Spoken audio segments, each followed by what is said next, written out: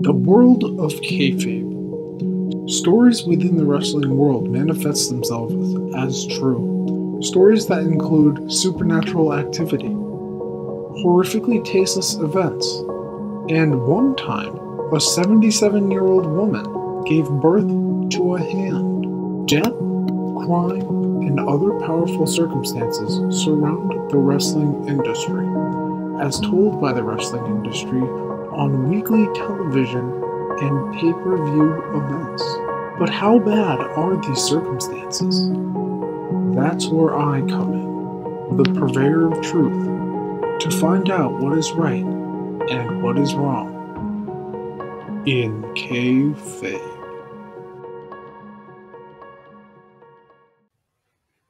Hello, everybody. Welcome to In Kayfabe, where we talk about the kayfabe ramifications of all things pro wrestling. With me today is new to the channel. It's the Podfather himself, Mags. Mags, how are you doing? Yeah, thank you very much for the invite. Yeah, I'm glad to be here.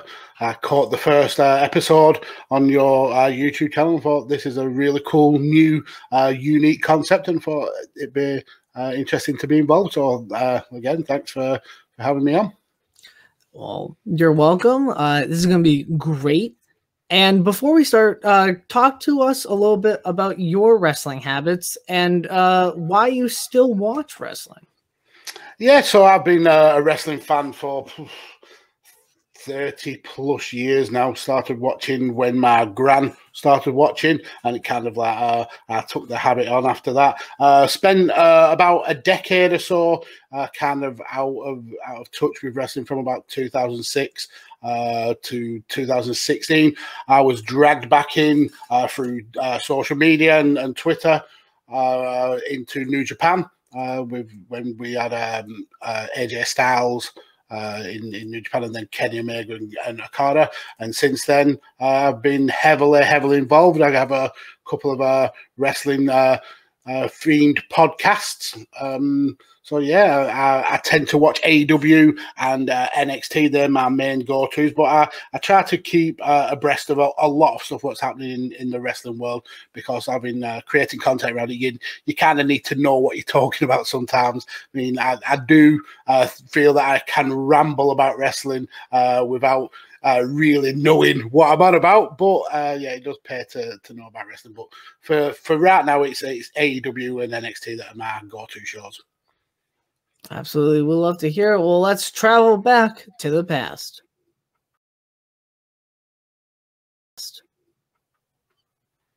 Wow, welcome to the past. It's so different. So the first topic we're going to talk about is back on November 29th, 1999, Monday Night Raw, emanating from the Staples Center in Los Angeles, California. Mags, do you know what happened then? I do. Oh, well, what happened then was there was a little wedding ceremony between Stephanie McMahon and Test, or so we thought, because Triple H came out right before all the proceedings were going to happen and showed a little video of him marrying Stephanie, making her not able to marry Test because of polygamy laws in the States, I guess. Let's talk about the problems with Triple H doing that. Outside of it's just wrong.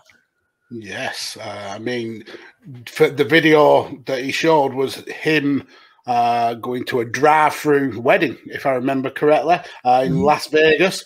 I think it was called the White Chapel that they went to, and Stephanie is clearly not compos mentis. She seems very much drugged, very much sedated. Yeah, there's a lot of legalities with this issue. I don't know how in kayfabe this really was allowed to stand. Right. So, as defined by the United States Citizen and Immigration Services, a forced marriage is a marriage that takes place without the consent of one or both people in the marriage. Consent means that the party has given his or her full, free, and informed agreement to marry his or her intended spouse and to the timing of the marriage. So someone being unconscious, I would say that's a forced marriage. Absolutely. I mean, she's not able to give a clear, concise, and well-balanced answer to whether she wants to marry Triple H. And you've also got to bear in mind that in the weeks building up to this, she was actually in a relationship with Test to the point where they were getting married live on an episode of Raw. So it's quite clear to me that she was not interested in marrying Triple H. She wasn't a willing participant, and with the state that she was in the car, it seems that that something untoward has certainly happened. Yes. So while researching laws about forced marriage, they go by state by state, but in the United States, they're not completely illegal. They're very much frowned upon, but there are not laws against forced marriages per se. For whatever reason, they're mostly geared towards forced marriages towards children, which Stephanie McMahon thankfully was not at the time. I mean, that's a whole other can of worms. If she was, I think the law may boil down to in the olden days, they used to have things like shotgun weddings, where if you got somebody pregnant, you were essentially forced to marry him so that child wasn't born out of wedlock, and that's kind of not been cleared up as time has gone on. But even back then with shotgun weddings, people weren't necessarily drugged or sedated to be at a wedding. And the fact that Stephanie couldn't even answer her own name and she looked like she was totally out of it, surely there's a legality there to say that this can't have happened. Right. So I think that we could at least book Triple H on possession of a controlled substance. Absolutely. Which is in the state of Nevada, which is where the crime happened, which is where it would have to be tried, is 1 to 6 years. Do you think we could at least get him for possession of a controlled substance? Stephanie clearly slumped over. I mean, I'm pretty sure you can't marry someone who's asleep, let alone drugged. The issue would be he would have to have some sort of paraphernalia, or even some of the drugs or whatever is used to sedate Stephanie on his person, because he could come with the argument that she was like that when he met up with her, and that she took the substances of her own volition. So he would have a case that maybe he's not guilty of that because there's no evidence to say that he is guilty of it. Interesting. Do you think we could also book the person who married Triple H and Stephanie as kind of an accomplice, an accessory, conspiracy? Because she is kind of into it too. She says, "Oh, hey, it's Triple H. You're Triple H." Mm-hmm. So she clearly knew that one of the parties involved. So there's definitely some bias there. You would think that in her role as someone who presides over weddings, she would know that if one of the people involved is not fully aware of what's going on, that wedding shouldn't be able to take place. So the fact that she still presided over it and ratified it, surely there are rules and regulations where she is accountable for that. So yeah, I think she needs to worry about her career as someone who presides over weddings, and maybe even some potential jail time. Of course. Now, correct me if I'm wrong, but they got this marriage annulled / they got divorced in storyline. They did, even though they're in real life they were actually married. Right, which has never been addressed. So really, they're just business associates in my eyes. They're really close business associates. But if they, but getting annulled, the legal process is invalid if if the marriage is seen as the marriage includes a member being underage, legally insane, physically incapable of consummating the marriage, and marriage by force or fraud. So I would say the force or fraud part easily they could have gotten this annulled, and they did. Mm-hmm. I mean, there's even a potential case that Triple H may be legally insane. I mean, this is a person who once simulated having sex with a dead body in a coffin. So that's not really the actions of somebody with complete control of their faculties. That's true, but that was after this. So yeah.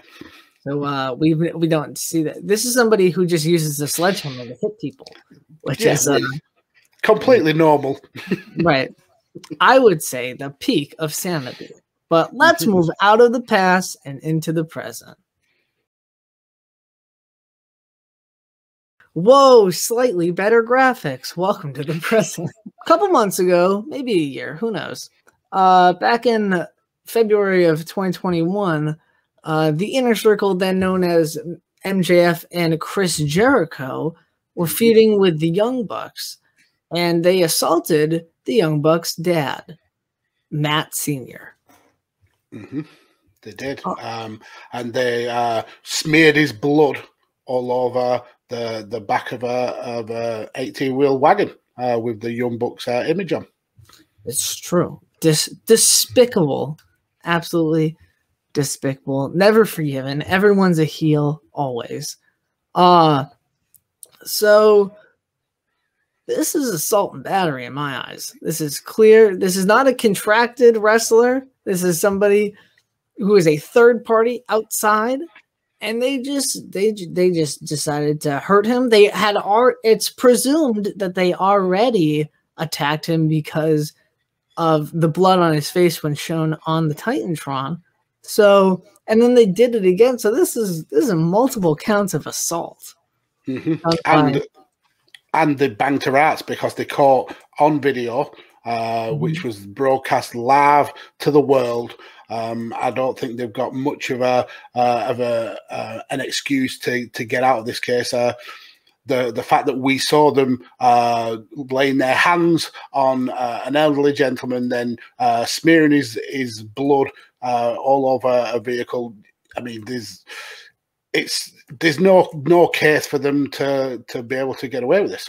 It's definitely assault, definitely jail time, and definitely reparations for the victim. Right. Of course, this is all happening in Daly's place in Jacksonville. So assault gets you up to a year in jail, a fine of $1,000, probation up to a year, and restitution. And if a defendant is convicted of assault and battery and has a criminal record, particularly prior to the assault and battery convictions, any one of the sentences may be lengthened.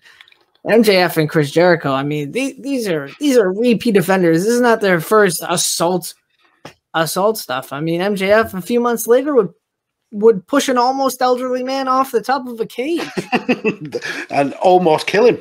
Right? If landing on that, certainly not crash mat, and definitely landing on the hard metal surface. I mean, exactly. I mean, and Chris Jericho, I mean, just 20 years of despicability, and not only domestic attacks, but he's also done it internationally when he went over to Japan and attacked Naito, attacked Kenny Omega, attacked Evil, attacked Tanahashi. So he's got form for going round and attacking people all over the world. So this is a guy who's he's coursing a fine line between a lot of jail time. Right. And in Brazil, desecrating the Brazilian flag. Yes. So he's an international felon. He is a serial felon, not the good kind. And of course, it being an elderly man would definitely either heighten the case or like make the jail time lengthen. Because I couldn't find Mr. Massey's age. But I'm going to assume he's at least in his 60s. Well, you would think so. His sons are both in their early to mid 30s, so you would think he's, if not at that age, at least approaching that age. And the fact that it was a gang attack as well. It's not like this was a one-on-one fight. This was a vicious, brutal gang beating. So the punishment has to be severe. They beat up an elderly gentleman live on TV. I mean, you can't get any more despicable than that. Do you think Chris Jericho should not have his book deal then? Or his many podcast deals? I think his band Fozzy should discuss whether they want to have any kind of a relationship with him anymore, because it can't be good for your reputation if your lead singer goes around beating up elderly gentlemen. Yeah, Freddie Mercury never beat up old men. I mean, he certainly didn't. You don't hear of the likes of John Lennon beating up old men. So yeah, it's no, he only beats up his wife. Not cool. Wow. Hey, that's in kayfabe too, brother. It is.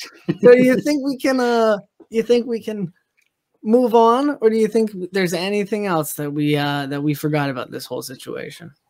No, I think in terms of this situation of them beating up Mr. Massey, I think they are definitely due some sort of jail time. They're definitely due reparations. It'd be interesting to see the court case on how much he sues them for, because he's got obviously damages and loss of earnings and stuff like that. So might need counseling too. Yeah, absolutely. I mean, you'd milk it for all it's worth. These are two of the highest paid superstars in wrestling. You should absolutely go and secure that bag, so they could not only get jail time and be out of a job, lose the record deals and the book deals, but they may also be bankrupt after this. May end up being destitute. Well, do you think that this, after the court case, the stock of MJF coin would go drastic down? I mean, that's, to me, seems like a massive pump and dump scheme anyway. So that's a whole other legal minefield that MJF has to deal with. We've seen recently FaZe Clan having issues with getting involved in a cryptocurrency and then selling whilst convincing their fan base to buy in. MJF could be definitely in legal trouble with that. He might need to speak to someone like Conrad Thompson and get some financial advice. Yeah, so let's move over into the future.